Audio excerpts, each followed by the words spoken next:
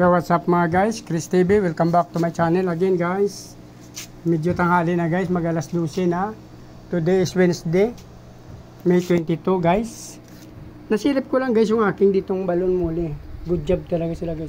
Actually guys, 4 sila dito. 4, namatay dito yung isang female. Buti female ay isa namatay kasi 3 ang female dito, isang male. Yung itim lang yung male na yan guys. Oh. Pinakamaliit sa kanila. Nasilip ko sila guys. Good job kasi meron ang fry na kuha dyan. Ito napakadami.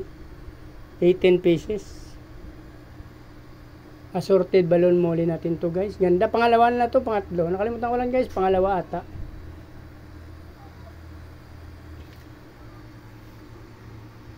Ito rin yung ating mga RD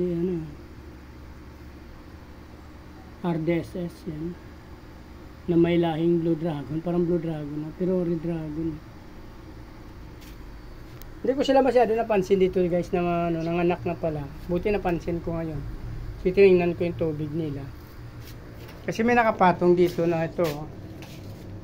May nakapatong kasi yan na mga dalawang batya ng fry natin dito guys. Actually 3 kasama to. Yan. Thank you. Tinanggalan ko sila ng air pump to guys. Yung mga air pump nila, nilipat ko sa fry na maliliit. So, hindi ko pa rin nakalain na mabilis pa rin sila. Nag-mate pa rin sila at nag-drop guys ng napakadami.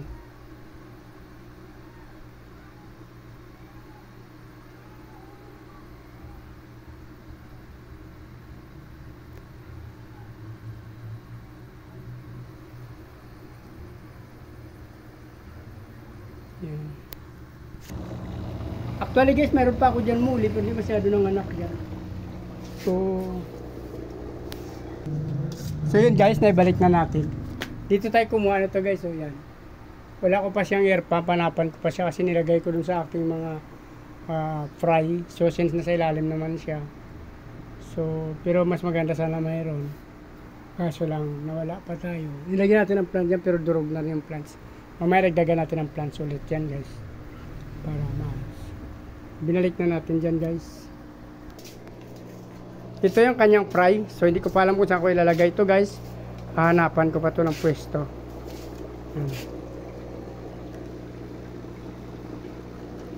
2, 4, 6, 8, 10, 12, 14, 16, 18 piraso guys. Flex ko lang sa inyo yung mamaya mag-out tayo. Try natin magbintang mamaya. Ayan o. Yung ating feeder. Yan. Yan guys, yung male, ito yung ating female yan guys. Yan. Yung female na feeder natin guys. I-out natin mamaya, babawasan natin. Ito pa yung ibang feeder natin na male guys, yan. Ready to out na rin yan guys. PM nyo lang ako guys.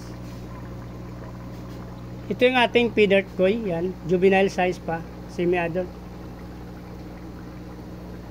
Male, female, pinagsama ko pa muna dyan. Maliliit pa naman. Ano pa sila, juvie size. Ito atin na albino koi. Meron pa tayo albino koi doon sa kabila. Kunti na lang yan guys ang albino koi natin kasi kahit juvie size pa lang nabibili na sila.